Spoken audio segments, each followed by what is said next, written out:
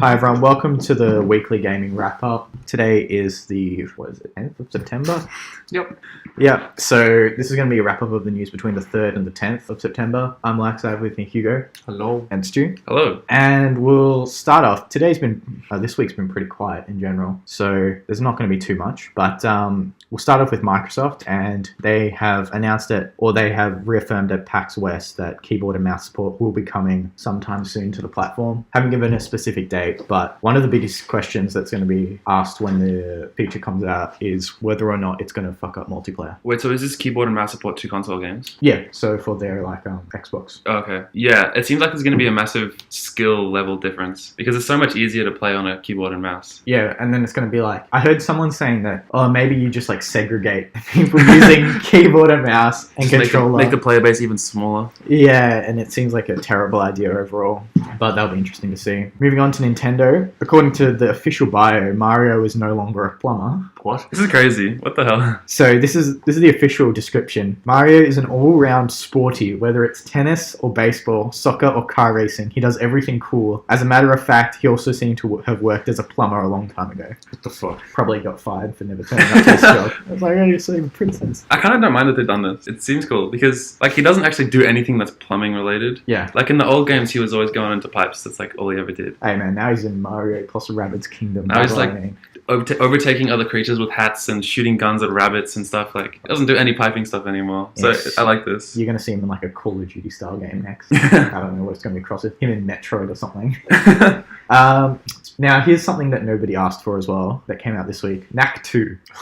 Unless you're Video Game Donkey is the only exception. Mm-hmm. But anyway, the game's got a 71 on Metacritic. Obviously, the first game is universally crowned as one of the shittest games of this generation. So it's actually okay, 71 sitting there. But the best part about this game has made me smile a lot. Go to the reviews of any review of this game, and you go to the comment section. The funniest comment section of a review I've ever seen. Oh yeah, like what? Have you seen Video Game Donkey? Yes, I have seen Video Game Donkey. You know how he loves Knack 2? Yeah. It's basically references to that, and people with tons of sarcasm, and it's funny. But put a smile on my face. And continuing on the themes of games nobody asked for, there's going to be 4 versions of LA Noire that are going to be released on November 14. Is that the one where it's reduced to a meme? Yeah, Daft. That one. Look, I don't know. This game looks like it's just going to be set out to die because I literally do not know a single LA Noire fan. Wait, is it just a remake of the LA Noire game, or is it a new It's game? a remaster with all the DLC and stuff. Oh, okay. I think LA Noire was quite a good game, although I think there's lots of other games that are just better. Yeah, it's not like a cult. It doesn't have a cult following or anything that I can see. It's not like Crash Bandicoot where people are like, "Where has this game been for 10 Yeah. years?" It's literally no one has asked for an LA Noire. Oh, a new LA Noire. Yeah. Whatever. Moving on to games. That was a terrible segue. But just to move this along, Gearbox for some reason won't officially announce Borderlands 3. So if you've been keeping up with this, they've even showed tech demos at GDC. Yeah, they showed all the shading, the cell shading, and the all the shadows and that sort of stuff. Yeah, and so it's so weird. They've even shown parts of the game or early builds of it, and they still won't announce that it's an official thing. And now the CEO, Randy Pitchford, at PAX West said that 90% of the studios in Quebec and Texas are working on the game everyone wants them to be working on. And it's just That's got to be Borderlands. That's got to be Borderlands. They're not asking for Alien Colonial Marines. I mean, that's the only thing that Gearbox makes that has a real fanatical following. Yeah, I think, was this with you, Hugo? Or was this with both of you? We looked at games Gearbox had made. Mm-hmm. And it's Borderlands is the only real IP. Big title, yeah. And so I just had this thought that, you know how Sega will not let Sonic die? They just got to keep making Sonic games because it's kind of all they have. Yeah, I think Gearbox will do that with Borderlands. Yeah, it's kind of because after, Battleborn came out. Oh yeah, that was a massive flop. They must have lost a ton of money. Now moving on to Steam, which seems to have had a rough year. People are turning on Steam very, very quickly, but this one isn't as bad. So Steam has started censorship on some of the games. Usually Steam is seen as a place that's just open market. So a sex game was removed from Steam. I didn't even realize there was sex games on Steam. Yeah, me neither. I didn't even know not fully fledged sex. Probably more like softcore porn. No, this one's got like full nudity and Oh stuff. shit. Okay. So the game in question was like Strangers from a Strange Land. Oh, It's and probably a visual novel. no, I saw like some of the footage. Like it's for like research purposes. Yeah, for research. It's like a Sims style sort of thing. Oh, okay. And then basically now this game's come back up, but it's got huge sensor bars on it, and you can go offline, like off in the third party site and download a patch if you want to see all of it. But it brings into the question of like, why is Steam censoring the games? Yeah, it's like how much control should Steam have over the market? Like, Because, I mean, there was the point where they're starting to transition from everyone can just put whatever game they want on the market to now, like, give the green light or whatever is the new system. yeah, but that was more to do with the fact that there were tons of broken games Yeah. on Steam, right? This is just like, oh, we're actually monitoring the content, which you expect from like Sony and Microsoft. They won't put like explicit sex games on their stuff. But Steam has kind of been seen as this, like, you do whatever the fuck you want. Yeah, and if it's like a shitty sex game that no one wants to play, just no one downloads it and there's no problem. Yeah, but that's a bit weird. Another thing, ironically, of censorship, Steam got banned in Malaysia. What? So I actually don't know the details, but I just saw this like briefly come up this morning, and it's like this game where like gods of like Jesus is fighting. Oh, I someone know what you're else. talking about. Fight of gods. Yeah, And they've got the son of Jesus with nails in his hands at the cross. Fuck. Beating the shit out of like Buddha and all the other like it's actually the funniest looking game. yeah. Anyway, so that Malaysia asked Steam to remove it from their store page. Steam was like, no. Then they were just like banned. So I'm gonna guess that Steam's gonna remove the game. Yeah, they'll have to. Because, I Money. mean, think of all the poor Malaysians that now can't play any games. What are they going to do with their time? They're gonna move on to LOL from Dota. That's what yeah. they're gonna do.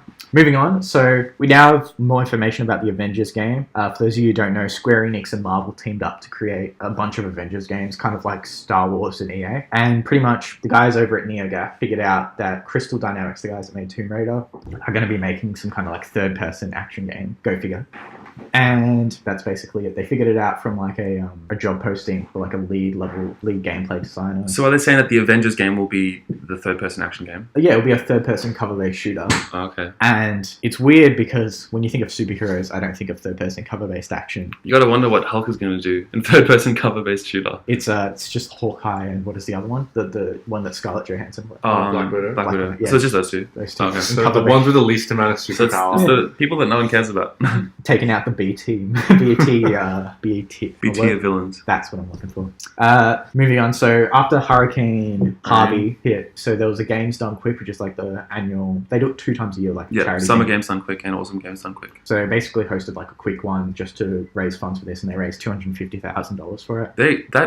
Games Done Quick raises so much money for charity every year. It is. It's like incredible. millions and millions of dollars. Now, obviously, this one was just organized at the last second, and I'm surprised. Like, if you look at it, they got so many people to come on at the last second. Because there's a lot of people that are willing to like go out of their way to help for Hurricane Harvey. Oh no, I get that 100%, but it's like 100%. Anyway, doesn't matter. It's like it takes time for people to be able to like find all the exploits in a game, surely, because this game's done quick. Like people have to prepare exploits Yeah, but- and like figure out how to do it. There's like speedrunners for every game. Like I don't think it's people that like got there and then picked up the game and tried to speedrun it from scratch. It's like people that have been speedrunning the games already, just like come over and do it. Fair enough. Now moving on to the big release this week, which was Destiny 2, and it's bizarre because I didn't know it was out until I saw the ads for it during the footy. But apparently this has been in like a ton of turmoil based on their microtransactions and all that. So just to like super simplify this, because I do not play Destiny, I don't know what the fuck any of this means. So when I was reading it, it took me a while to figure it out. The biggest issue, so there are 2 issues. One is cosmetic and one is actual gameplay. So we'll start with the cosmetic because that I think is the least egregious.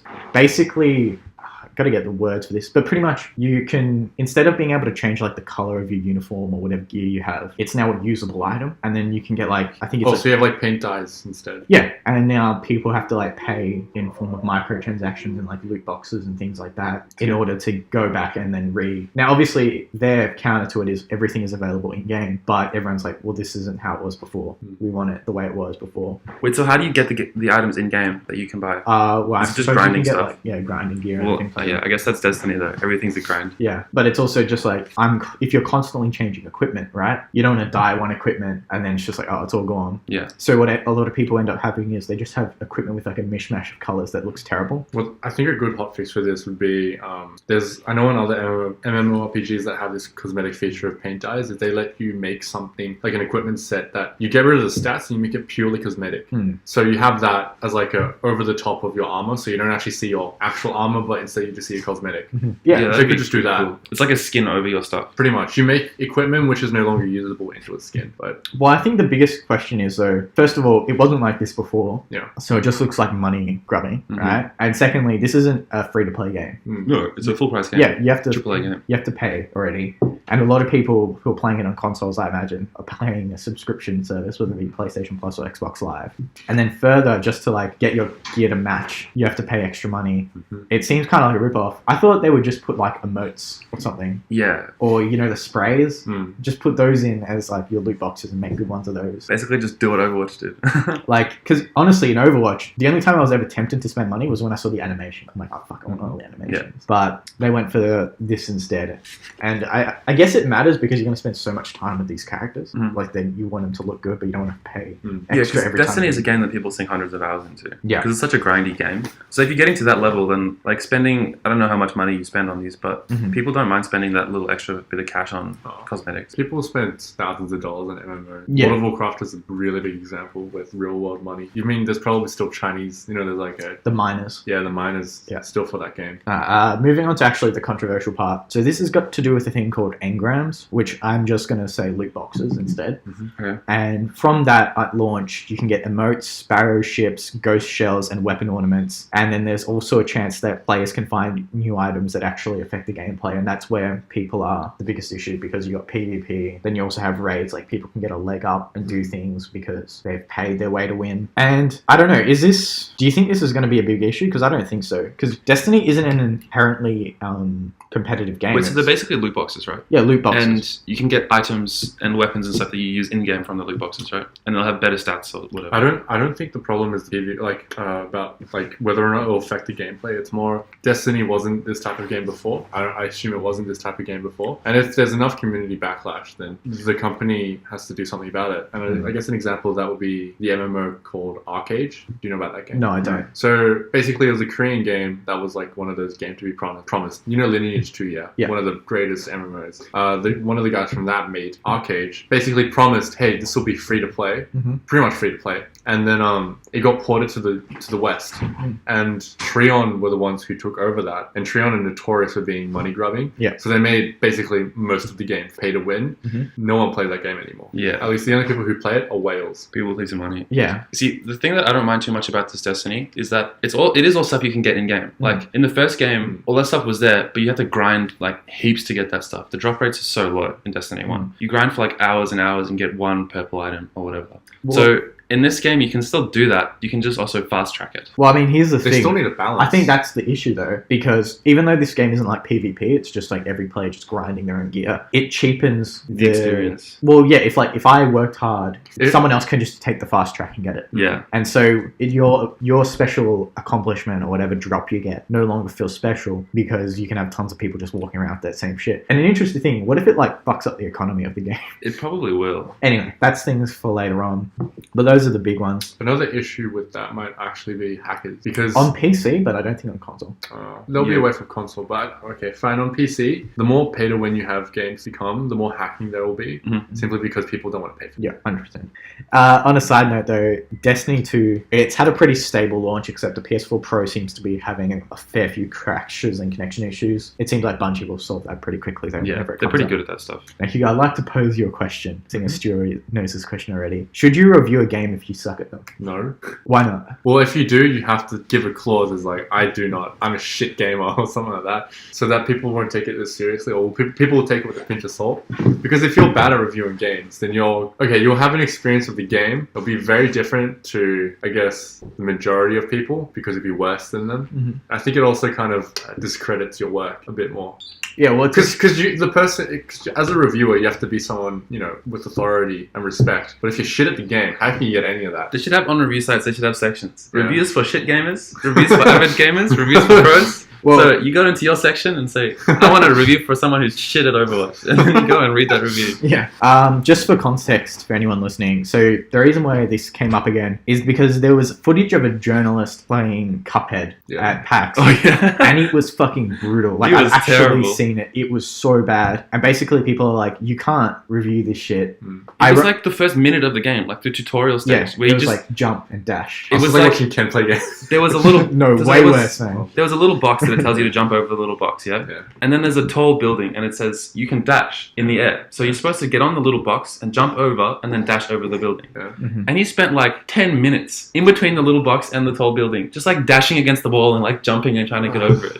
It was terrible. Terrible. Terrible, yeah, terrible, yeah. Now, here's the thing. I just would note that the person who was playing it isn't actually like, he's not there because he's good at games. Like, he doesn't actually review games himself. He like covers the industry. Oh, okay. But this isn't like something that has just happened once. This has happened. There was one with like Doom and Polygon. Like, for instance, what's the one? I think it's like PC Gamer. One of the PC gaming things, they're really shit at console games. Mm-hmm. So any console game they review is like really hard. So they'll be like, I didn't like The Last of Us because it was too hard and I couldn't get past it. And everyone's sitting there going, what the fuck is going on here? Like, well, here's the thing. I do think it's somewhat valuable if you like suck at a game to review it. Why though? Well, it's like More likely to see if flaws? there's someone out there Yeah. who thinks everything good is bad and everything bad is good, then you know whenever they say something is bad, you know it's good. So you Alright. still get I think something out of that's- it. All I right. think there's a bit of a gap in that logic there. And also, I think that for a regular person, just like leaving their review on a game, it doesn't matter what their skill level is, because like I guess in Steam you can see the hours played of a game that someone's reviewed, right?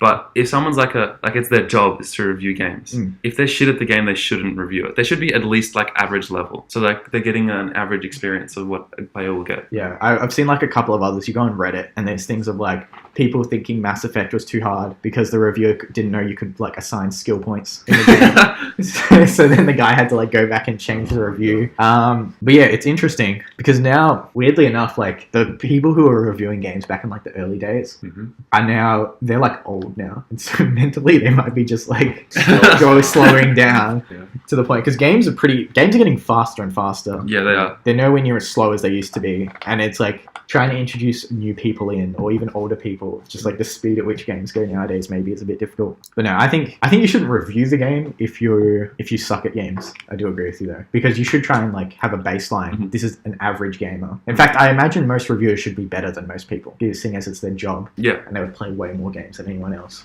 But anyway, But there's also you don't actually want someone that's too good at the game as well, because then they get kind of biased. well, Well, I I think- think with difficulty levels now, it's kind of I guess so, but if you think of multiplayer games, then like a lot of the experience for an average to below average player is like getting shit on sometimes. That's true. Like, I see a lot of the things. So Battlefield 1, this is particularly my experience. Like, Battlefield 1, it got great reviews and stuff. And then I would, like, try and play the multiplayer. And I had a terrible time because I just, like, spawn and die instantly. And I'd be like, I have no clue where this guy came from, like, how he shot me. But clearly, like, people who have a grasp on the game much better. So it's like, yeah, you don't want someone that's too good and you don't want someone that's too bad. Because I feel like also, if you're good at something, it also increases your enjoyment of it.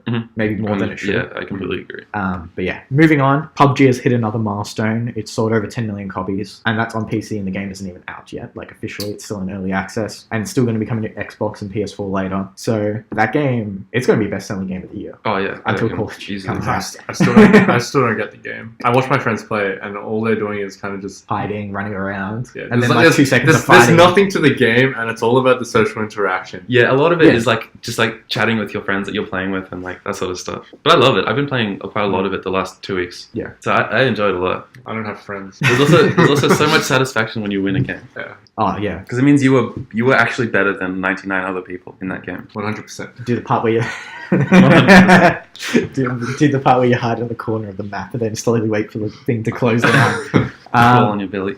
Alright. Now, again, another week, more Nintendo Switch stuff. So now it seems that Nintendo Switch has 32 gigs of memory, and then 4 gigs of that is reserved for the system software. So it's really got 28. And now it's shown that some games will now need the micro SD card just to run because the files are too big. So 2K18 just had its box art shown, and it now says for the Switch that you're going to need a micro SD card to just fit the game onto the thing. Or even if you're just not downloaded, even if it's a hard copy. I think it has to be downloaded. Oh, okay. Or maybe the game in installs, like kind of like with PlayStation and stuff, Xbox. Like if you put the disc in, it'll like install the entire game on Maybe. I mean, I don't think it has done that with other games. So like, there. Yeah, I don't think so either. I think it's just for download. But it's kind of raising the issue of with a portable console, it's important to have your games on the go, and do you want to be carrying around cartridges left, right, and center? yeah, I mean, that's not really been a huge issue for Nintendo in the last couple of generations, but I can see that becoming more of an issue because people like having all of their games available on the spot and not having to like dig through your bag to find the other cartridge that you like fell to the bottom of your bag. Yeah, well, also we're now in the age where, like, I feel like 6-7 years ago, people wanted their games in their hand. Yeah. Like physical. Now everyone's like, fuck, I don't want my physical copy. I just want digital copy. Mm-hmm. And so people are like, well, this is extra cost on top of that. And now, like, you're gonna have to get a fucking beefy SD That's card. not too bad because, like, I mean, they came out, it was like a week ago or something. They have a micro SD card that was like 4 terabytes or something. Yeah, but I mean, the cost. It'll cost a lot, but you can get like 250 gigabyte micro SDs that are pretty cheap. What, like $100? No, less than that, I'm pretty sure. No. Really? No. If it's past 128, it'll be like $60 plus. Like you're realistically thinking around $100 though. Okay.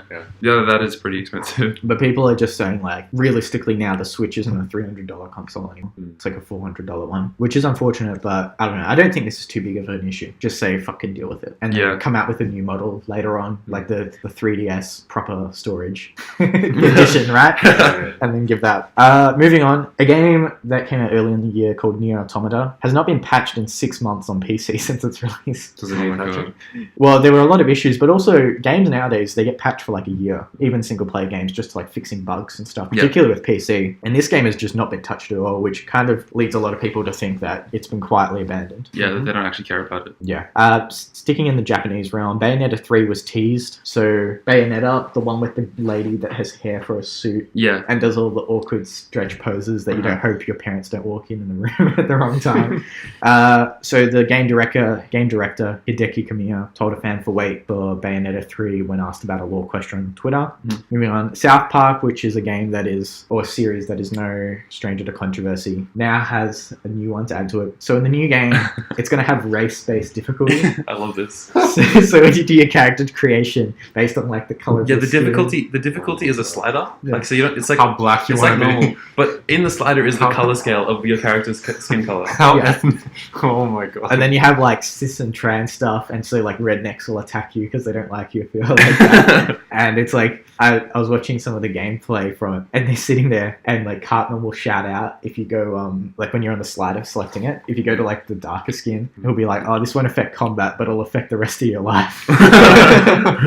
I think that's hilarious. I think that's because so good. South Park is so satirical anyway. Like, there's obviously going to be backlash from people. Like, what the fuck? I are you think the doing? people But- though that are going to be outraged are the people that don't watch South Park anyway. yeah, or are not going to play the games. Like the core fan base is going to be fine with it. But that game is coming in hot. I think it's coming out this year, isn't it? Yeah, it's coming fairly soon. I'm going to be really interested to play that. I'll probably Find play out. it too. Yeah. I don't know. I tried playing the Stick of Truth. Mhm. It just didn't grab me. Mm. Is it just like I didn't think it was that funny either, or am I the only one? Yeah, it's very South Park humor. It's like watching a long episode of South Park. No, like I But you do. get I too watch involved. South Park. I've like seen all the episodes, but I was just playing the Stick of Truth, and I was just like, this is alright. It's not fantastic, but it's alright. But I think the Fractured Butthole, from what everyone has seen, looks much better. Now back to Nintendo again, quickly. Reggie Fils-Aimé, the something of Nintendo America, forget which, says that Nintendo don't really have plans for VR Well, I with think- the Switch. I think it's pretty obvious. Like, the console is not powerful enough to run VR. I mean, but you've got like phones now that run VR, so Yeah,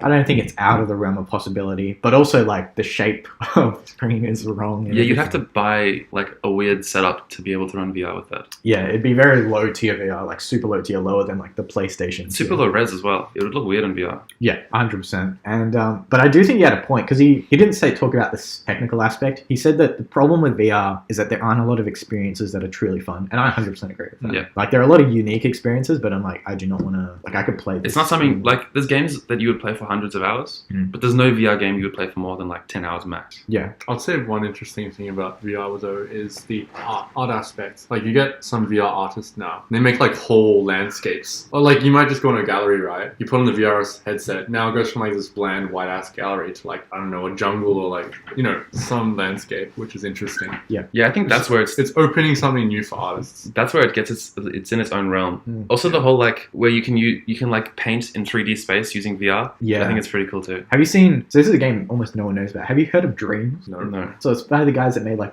Meteor Molecule, the Little Big Planet dude. Oh yeah. So they're creating this like fucking weird content creation thing that's Like basically like what you're talking about, sculpting in like 3D space and Mhm. shit like that. And it looks bizarre. Like, anyway, we'll show you later, maybe sometime.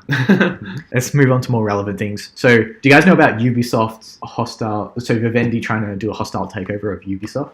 Vivendi's trying to take over Ubisoft. Yeah. So, Vivendi, if you've ever played like some of those phone games, you'll see Vivendi come up on the screen. Yeah. So, they're a big company and they're based in like the mobile phone gaming industry. And they are now, for about, I don't know, maybe 6-7 months, have been trying to do a hostile takeover of Ubisoft, basically buying up shares, trying to get as many seats up at the executive table, things like that. And what Ubisoft originally did, their executives gave themselves like fucking unreasonable contracts. Like if they were to be dismissed and things like that, it would take like a huge amount of money.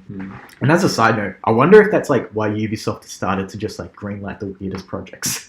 Yeah. Like probably. are they seeing the end of the road? Like Ubisoft Vivendi is just slowly taking them out, and they're just like Beyond Good and Evil 2 coming out in development. We'll greenlight the money, and they're just like They're just trying to waste all of Vivendi's money. yeah. Well, I think maybe I don't know. This is probably a bit too naive, but maybe they see like the end of the line. They're just like, okay, these games that like we couldn't financially Do. do, it's like we're fucking out the door. Just like greenlight the shit out of it. Yeah, maybe. But anyway, back to what happened this week. So to prevent the hostile takeover, the people that founded it, it's called the Guillermo family. They bought 2 million shares, or about 1.75% of the company back in stock, which gives them 20% of the voting rights within the company. I think Vivendi has like 26. And I think the biggest issue with like the voting thing is there's been like cases where they've been trying to like keep talent within Ubisoft by like giving them pay raises or like promoting them, and all that stuff goes through this whatever group at the top, and Vivendi's just been like blocking it. And so then they've like started leaking talent to other studios as people get poached. But finally this week, this will be the last one, it's got to do with CSGO Lotto. You guys know about this one? Yeah, they're all the controversies. Yeah. So basically the verdict was handed down by the FTC, which I think is the Fair Trade Commission of America. And a lot of people were expecting like pretty harsh shit to go down because they were encouraging like minors to gamble,